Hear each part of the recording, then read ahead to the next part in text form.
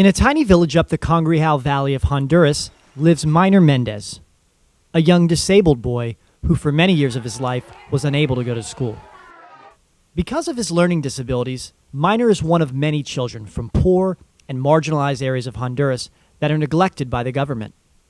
The few programs for mentally and physically disabled children are only available in big cities, which for Minor would be a 30-mile trek. Although the government has ignored children like Minor, there are still U.S.-based organizations who are making a difference.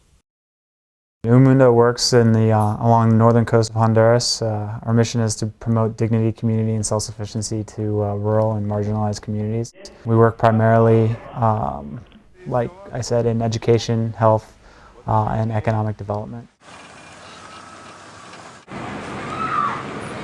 Through the efforts of Mundo, many kids like Minor are now getting an opportunity to be schooled by trained special education teachers. They had never an opportunity to go to school before. They were never had school at all. Kids didn't have any abilities to handle them in the elementary schools. With the coup of President Manuel Zelaya, the country has been cut off from millions of dollars in non-humanitarian aid from the U.S.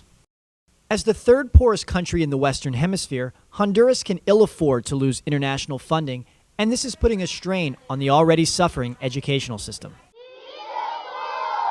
Public education in Honduras is seriously lacking. There are teacher strikes all the time. Teachers aren't being paid. Now with the political unrest in Honduras, teachers are also, they're not going to school. They're not teaching the kids there. I think most of the projects such as agriculture, education, and health is just going to hurt the poor. The U.S. government knows that, but we're obligated by our Congress to cut aid. Mundo is attempting to help communities in a time when the Honduran government is neglecting its people.